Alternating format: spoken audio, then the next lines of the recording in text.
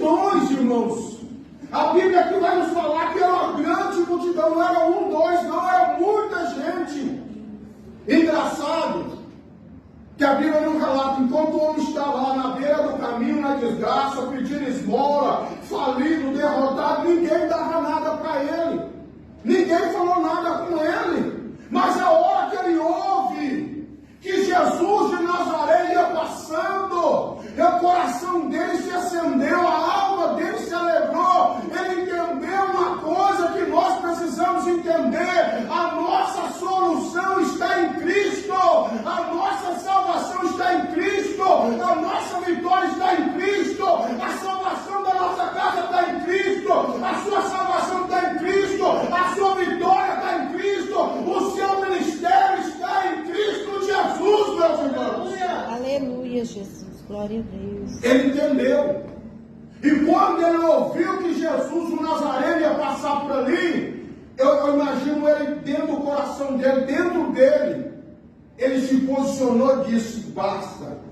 Hoje é o último dia que eu fico na beira da estrada. Hoje é o último dia que eu sou humilhado. Hoje é o último dia que eu vou viver do que os outros me dão, da esmola, do resto.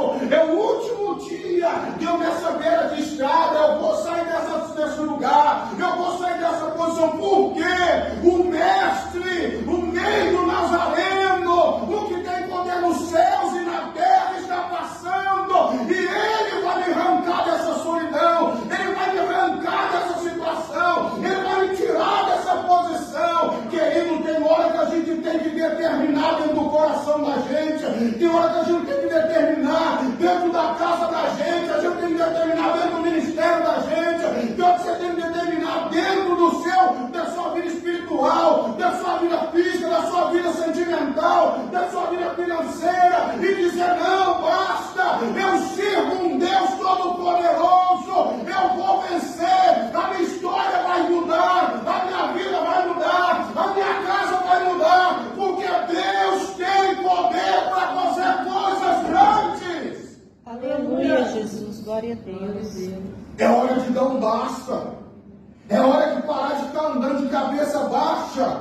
Irmão, eu fico olhando com todo respeito.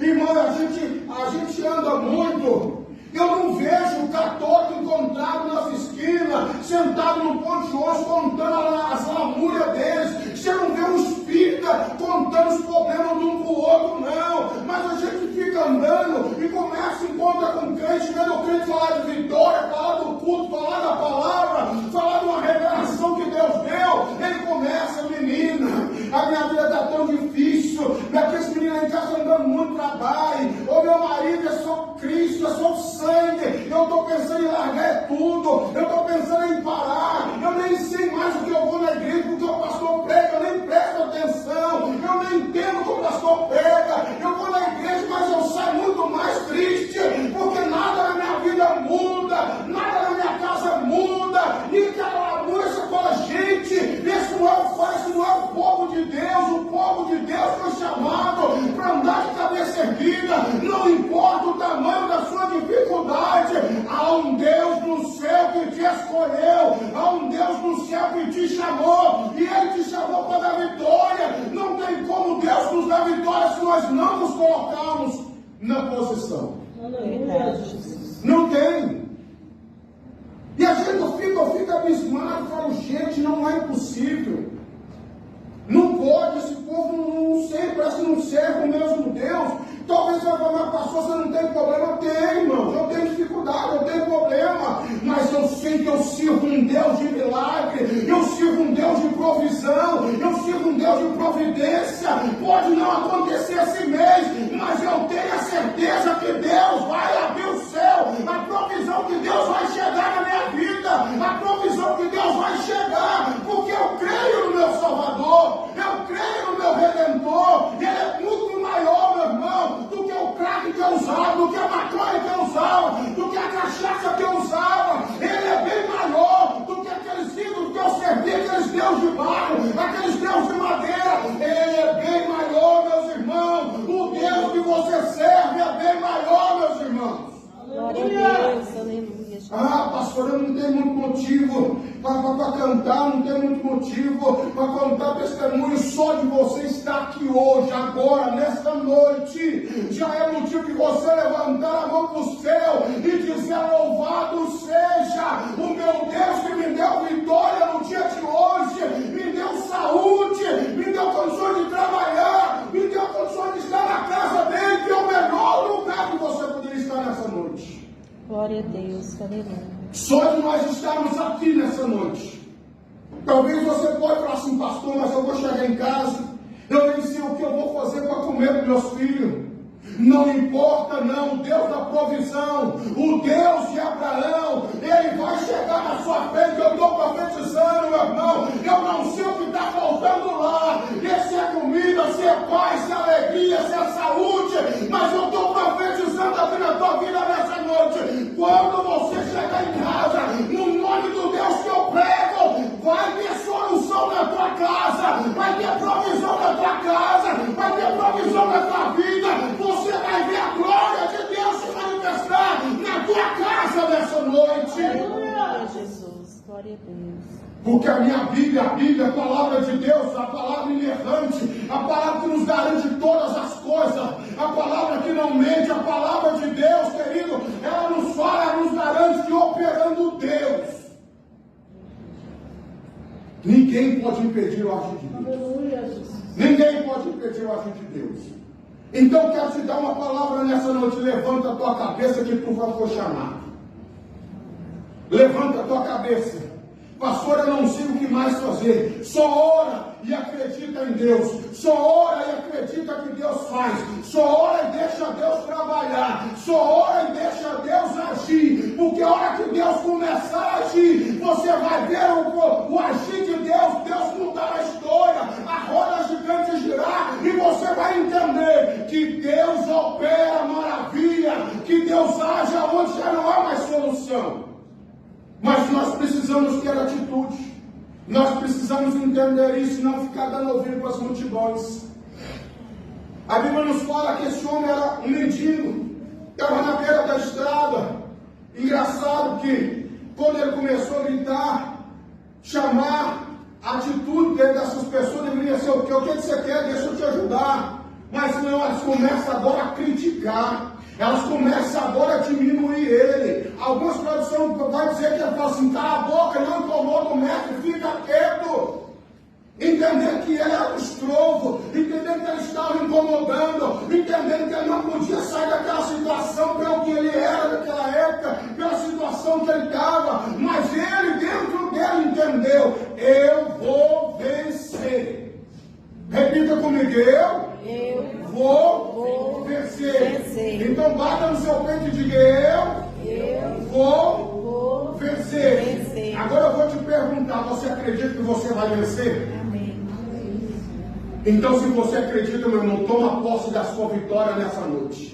Eu estou pregando debaixo da unção de Deus, que essa palavra foi revelada de Deus, e Deus está te mandando eu te dizer: toma posse da sua vitória, porque no nome do Senhor dos Exércitos, o Deus que eu prego e que eu vivo, este mês ainda tu vai dar testemunho grande da parte de Deus, meus queridos, porque a Bíblia diz que tudo é possível ao que crê, meu irmão. Não há nada impossível para quem crê. Não tem barreira, não tem gigante, não tem muralha, não tem demônio, não tem muro, não tem gigante que fica de pé diante de uma pessoa que tem fé e crê em Deus.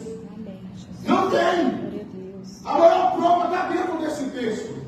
A Bíblia não nos relata. Você pode ler a Bíblia, que essa passagem ela se dá, se não me falha a memória, nos três evangelhos: Marcos, Mateus, Marcos e Lucas. Ela se dá nesses três passagens. Nenhum deles você vai ver falar que esse homem conheceu, ou passou, ou andou com Jesus. Mas ele entendeu que o nome de Jesus tem poder. Ele entendeu que o nome de Jesus tem poder. Eu não sei se alguém já tinha pregado para ele. Eu sei que quando ele ouviu falar que Jesus, o Nazareno, ia passar, acendeu dentro dele uma chama que ninguém conseguiu apagar. Não foi a multidão, não foi a opressão, não foi a palavra contrária, não foi o xingamento, nada apagou a chama dentro do coração dele. Ele tinha certeza, é esse nome que tem poder para me arrancar dessa estrada, desse caminho, dessa situação. Então não vou parar de clamar, porque eu creio nesse nome. Esse nome tem poder. E a Bíblia vai nos dizer que todos os joelhos se dobrarão diante desse nome. E ele agora começa a clamar. E agora as pessoas, a multidão começa a oprimir ele para que ele calasse. Mas o que me chama a atenção, meus queridos, a diferença de nós dois, é que a Bíblia fala assim, que quanto mais eles falavam para ele parar, mais ele clamava. A diferença de hoje é que as pessoas chegam, uma palavra ela te desanima. Você está aí 10 anos dentro da igreja, você é batizado, você é um obreiro, você é um cooperador, você é um dizimista, você é um ofertante, você é uma pessoa que Deus chamou para ajudar na obra, você é uma pessoa que Deus colocou dentro da obra como uma coluna de Deus, mas é um endemoniado que está revoltado com Deus e todo mundo, começa a falar mal do pastor, começa a falar mal da igreja, começa a falar mal da irmã, logo você quer desanimar.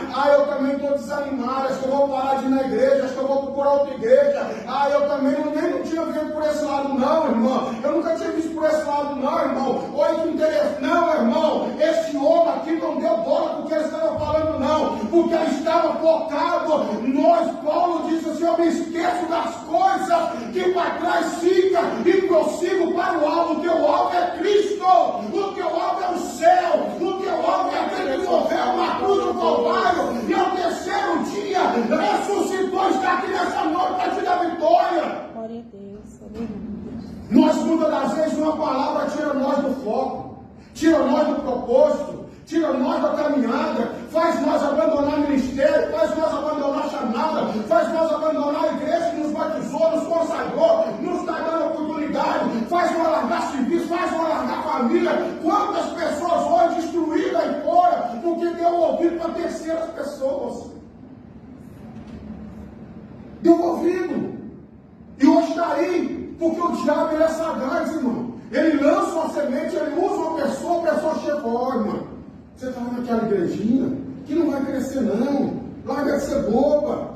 A irmã começa, pega ela num dia mal, num dia que ela está triste, passando um problema difícil, em vez da pessoa chegar e falar assim, eu vim cá orar com a senhora, Deus vai te dar vitória. Não, ela chega e começa a lançar semente do mal, tristeza, angústia. E a irmã, no momento mal, ela toma uma decisão. E nisso, a hora que ela toma a decisão, aquela pessoa já some, vai embora, ela não volta mais. A irmã agora está sozinha, porque a pessoa envenenou ela contra a igreja, envenenou ela contra o pastor, envenenou ela contra todo mundo. As pessoas dizem, irmã, eu estou sentindo falta de você na igreja. Ela não quer atender, mas aquela pessoa também não volta mais.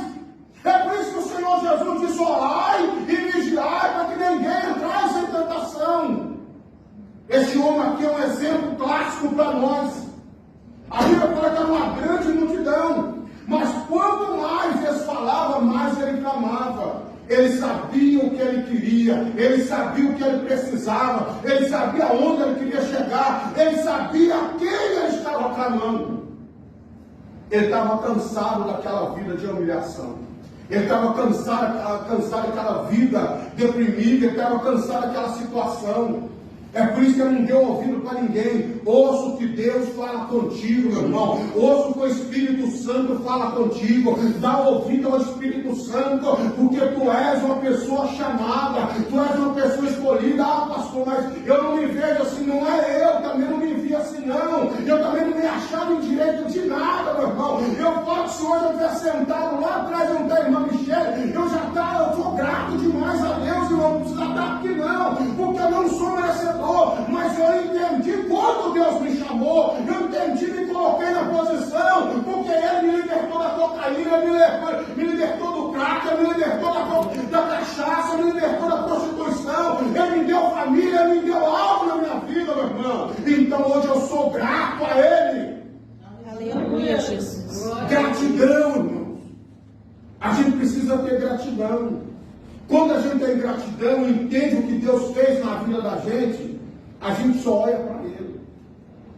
Esse homem aqui, E aí agora quando Jesus para e chama ele, que outra coisa que me chama a atenção, ele carregava uma capa, um manto. E esse manto simbolizava miséria, pobreza. Todos